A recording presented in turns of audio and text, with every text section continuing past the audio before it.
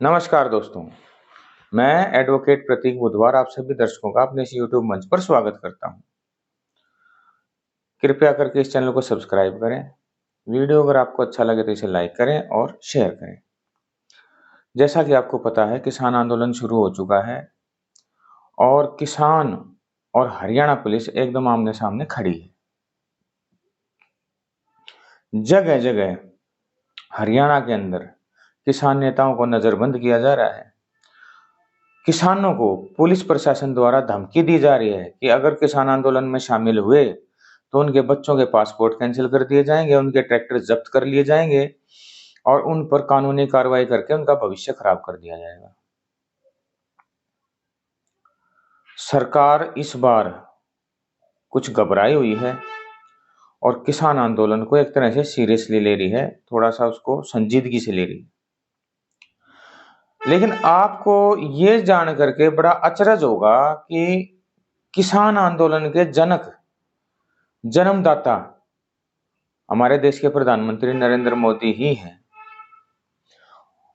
उनकी कार्यशैली और उनके चुनावी प्रबंधन की वजह से ये सारा बखेड़ा खड़ा हुआ हो रहा है दोस्तों आज की डेट में।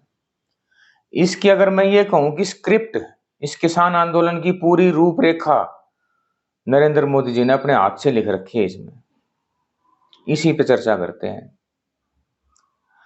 बात है दोस्तों 2014 के इलेक्शन कैंपेन की।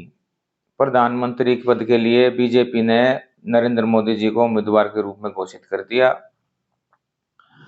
और उन्होंने अपने मैनिफेस्टो में यह डाला कि अगर हमारी सरकार आती है तो हम एमएसपी को स्वामीनाथन आयोग के C2+50% के फॉर्मूले के हिसाब से लागू करेंगे और किसानों को इसकी गारंटी कानून बना के देंगे। ये दोस्तों उनका वादा था 2014 में आने से पहले। उससे पहले की बात बताऊं आपको, जब मनमोहन सिंह जी हमारे देश के प्रधानमंत्री थे और नरेंद्र मोदी जी गुजरात के चीफ मिनिस्टर थे, तो एक working group of consumer affairs के चेयरमैन थे नरेंद्र मोदी जी, और उन्होंने उस चेयरमैन पद पे रहते हुए एक रिपोर्ट जारी करी और वो रिपोर्ट मनमोहन सिंह जी को सौंपी। और उस रिपोर्ट के अंदर क्या कहा गया, उस रिपोर्ट के अंदर उन्होंने सिफारिश की, सरकार को सुझाव दिया कि मनमोहन सरकार को जल्द से जल्द किसानों की एमएसपी के लिए गारंटी कानून बना देना चाहिए और C2+50% के फॉर्मूले के हिसाब से एमएसपी तय करनी चाहिए। तभी से किसानों के मन में यह था कि नरेंद्र मोदी जी इस एमएसपी के लिए को लागू करने के लिए तत्पर हैं। फिर उन्होंने 2014 में घोषणा भी कर दी अपने चुनावी अभियान के दौरान और मैनिफेस्टो में इस चीज को सम्मिलित भी कर दिया, इस पॉइंट को। जैसे ही सत्ता हासिल करी, नरेंद्र मोदी जी प्रधानमंत्री बने, उसके 6-8 महीने के बाद ही इनके बर्ताव में फर्क आने लग गया। ये उस चीज को टालने लग गए। तब तक भी कोई दिक्कत नहीं थी, लेकिन सुप्रीम कोर्ट में केस के दौरान, एक केस के अंदर सरकार के द्वारा जो शपथ पत्र दाखिल किया गया, उस शपथ पत्र में एफिडेविट के अंदर केंद्र सरकार ने यह कहा कि हम एमएसपी को गारंटी कानून नहीं बना सकते, इससे अर्थव्यवस्था का ढांचा बिगड़ जाएगा, बहुत नुकसान होगा अर्थव्यवस्था को, हमारी मजबूरी है, हम नहीं कर सकते इसको। स्पष्ट तरीके से इसको डिनाई कर दिया गया एमएसपी की मांग को। अब यहां से किसानों में असंतोष फैलना शुरू हुआ। अब तक किसानों को भरोसा था कि ये करेंगे, लेकिन अब किसानों को ये लगने लग गया कि इनकी मंशा बिल्कुल स्पष्ट है, क्योंकि जब इन्होंने सुप्रीम कोर्ट के अंदर हलफनामा दे दिया, एफिडेविट दे दिया, तो इससे बड़ा तो क्या और क्या वो होगा। ये इनके इरादे वो सिर्फ सत्ता पाने तक का ही जरिया था एमएसपी इनके लिए, करने की उनको वो नहीं थी इनके मन में मंशा। लेकिन तब भी कोई दिक्कत नहीं थी, किसान अभी एकजुट नहीं था एमएसपी के लिए। फिर नरेंद्र मोदी जी की सरकार लेके आई एक कृषि कानून, 3 कृषि कानून लेकर के आई, जिसके अंदर की कॉन्ट्रैक्ट फार्मिंग के क्लॉज थे, और जो भंडारण, जो एसेंशियल कमोडिटी एक्ट्स के अंदर जो संशोधन करके भंडारण की जो सीमा बनाई गई थी कि इससे ज्यादा कोई भंडारण ना कर सके, ब्लैक मार्केटिंग को रोकने के लिए जो कानून था उसको निरस्त करके भंडारण की सीमा खत्म कर दी गई। असीमित भंडारण कर सकता था कोई भी व्यापारी, जिससे कि कम दामों में भंडारण किया जाए, और जब वो महंगी हो जाए तो उसको धीरे धीरे धीरे धीरे मार्केट में रिलीज किया जाए। इस चीज का प्रावधान कर दिया गया था भारत सरकार के द्वारा कृषि कानून के जरिए। और जो मंडियां थी, सरकारी मंडियां थी, जो कि जहां पर की एमएसपी पे सरकार खरीदती थी, उनको उनके पैरेलल प्राइवेट मंडियों का प्रावधान था, ताकि धीरे धीरे सरकारी मंडियों को खत्म किया जा सके। ये 3 कृषि कानून थे दोस्तों, जिसके खिलाफ किसानों को ये लगा कि ये कृषि कानून हमारी जमीन को हथियाने के लिए एक शस्त्र का काम करेंगे, एक हथियार का काम करेंगे। क्योंकि किसानों के मन में इस सरकार के प्रति जब सुप्रीम कोर्ट में हलफनामा दिया तो किसानों के मन में ये आ चुका था कि ये किसान कृषि हितैषी सरकार नहीं है। तो उन्होंने इस कृषि कानूनों को बड़ी बारीकी से समझने की कोशिश करी, और तब उनको ये समझ में आया कि ये तो इनका जमीन को उद्योगपतियों को देने का एक तरह का एक शस्त्र है, एक तरह का हथियार है।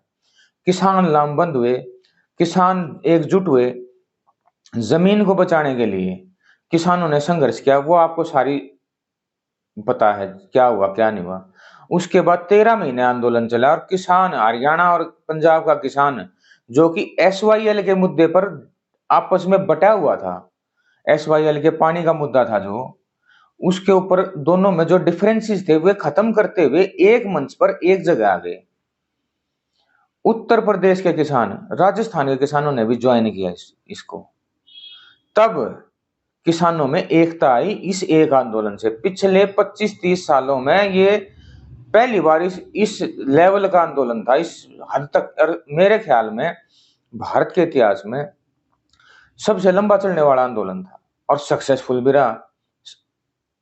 ये पूरी तरह से सक्सेसफुल रहा है किसानों का आंदोलन। यहां से बनी दोस्तों किसानों को उम्मीद कि हम एकजुट होकर के हम सरकार को घेर सकते हैं, सरकार को झुका सकते हैं।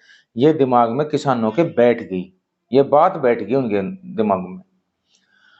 जब किसान उठने लगे तो उनको उठाने के लिए एमएसपी पे वादा किया गया कि हम आपको कमेटी बना करके एमएसपी आपका कर देंगे, एमएसपी वाला काम, गारंटी कानून बना देंगे। जितने पुलिस केस लगाए गए थे उस समय पे, वे सारे वापस लिए जाएंगे, ये भी वादा किया गया। जितने किसानों ने बॉर्डर पे बैठ के दम तोड़ा, उनके परिवार वालों को सरकारी नौकरी देने का वादा था, वो भी किया इन्होंने जो भी मांग थी ना किसानों की, वो सारी मान ली। एक बार इन्होंने सोचा, भारतीय जनता पार्टी ने सोचा कि एक बार ये उठ जाए, उठा दें इनको किसी तरह से। सरकार ने का एक ही प्लान था, एक बार उठाने की मंशा थी। हाँ भर लो इनकी सारी बातों की, डिमांड्स की स्वीकृति दे दो। किसान बोलेगा आप हमें लिखित में स्वीकृति दें। इन्होंने लिखित में भी दे दी, हम करेंगे इस काम को, वादा करते हैं हम आपसे। किसान उठ गए, अपने अपने घर चले गए। सरकार की मंशा थी नहीं एमएसपी पे, उनके कर्जा माफ करने पे, इन चीजों पे सरकार की थी नहीं। इस दौरान क्या हुआ कि इधर से तो सरकार ढीली पड़ गई, क्योंकि सरकार की कोई मंशा नहीं थी। और उधर से जब किसानों को यह पता चलना शुरू हुआ कि सरकार ने बहुत बड़ी अमाउंट बड़े बड़े उद्योगपतियों की कर्जे की माफ कर दी। एक गुजरात के एक किसी शख्स ने आरटीआई लगाई थी, उस आरटीआई से खुलासा हुआ था कि सरकार ने बहुत बड़ा एक अमाउंट, जो मुझे फिलहाल एग्जैक्ट याद नहीं है, 24 पॉइंट कुछ लाख रुपए था, लाख करोड़ रुपए था, मतलब 25 लाख करोड़ था। ये अमाउंट सरकार ने बट्टे खाते में डाल दिए, जो उद्योगपतियों को कर्जा दिया था बैंकों ने। ये बात जब सामने आई तो किसानों ने यह सोचा कि भाई जब इनका कर्जा माफ हो सकता है तो हमारा तो थोड़ा ही है, हमारा तो कुछ भी नहीं है, हमारा क्यों नहीं हो सकता कर्जा माफ। किसानों ने, दो बात थी अब यहाँ पे, एक तो किसानों के मन में ये आया कि हमारा क्यों नहीं माफ हो सकता, ये हमारे साथ अन्याय है। जब आप उद्योगपतियों का कर्जा माफ कर सकते हो, बड़े उद्योगपतियों का, तो हमने क्या कसूर कर रखा है, हमारा ही माफ करो। एक बात। दूसरी बात मन में ये आई कि एमएसपी के बगैर हमारा गुजारा नहीं है, वो तो हम लेके रहेंगे, हर हाल में लेंगे। और इन्होंने लिखित वादा कर रखा है, तो अब हमारे पास, अब हम दोबारा आंदोलन करेंगे, क्योंकि पिछला आंदोलन सक्सेसफुल रहा था। इनको, किसानों को ये बहुत बहुत उम्मीद थी कि ये इस बार हम दोबारा से फतेह कर लेंगे इस आंदोलन को। एक कारण और था, जैसे यूपी के इलेक्शन आए, भाग के उन्होंने 3 कृषि कानून वापस ले लिए। तो किसानों के मन में यह बात है कि इलेक्शन का जो टाइम है ना, बीजेपी सरकार कभी भी नुकसान नहीं करवाएगी अपना इलेक्शन में। इस मुद्दे को जल्दी सेटल करेगी, जल्दी निपटाएगी। आपको इतने एक एक साल, 13-13 महीने नहीं बैठने के लिए बैठना पड़ेगा इस अब की बार आपको महीने 20 दिन के अंदर अंदर ये एमएसपी दे करके और आपकी मांगों को मान करके आपको वापस घर भेजेंगे। तो जो जन्मदाता है ना दोस्तों इन कृषि आंदोलनों के, असली जन्मदाता वो नरेंद्र मोदी जी हैं। ना ये वोट लेने के लिए, किसानों की वोट लेने के लिए झूठे वायदे करते, ना ही ये कृषि कानून लेकर के आते। अगर कृषि कानून नहीं लेकर के आते तो किसान इकट्ठा नहीं होता, किसान इकट्ठा नहीं होता तो किसान का हौसला नहीं बढ़ता इतना, और जब किसान का हौसला नहीं बढ़ता तो ये यहां तक बात आती ही नहीं। तो मेरा मानना ये है, मेरा स्पष्ट ये मानना है, ये सारी जो अब तक की जो ये जो सारी चीज है ना, ये नरेंद्र मोदी जी द्वारा प्रायोजित हैं। ये उनके द्वारा ये रची गई है सारी स्क्रिप्ट, जाने अनजाने वो ही है इसके रचयिता। उन्होंने खुद ये पंगा मोल लिया है सारा, खुद अपने हाथों से। आपका इस बारे में क्या मानना है दोस्तों? आपका इस बारे में क्या सोचना है? कृपया करके कमेंट में बताएं। नमस्कार, धन्यवाद।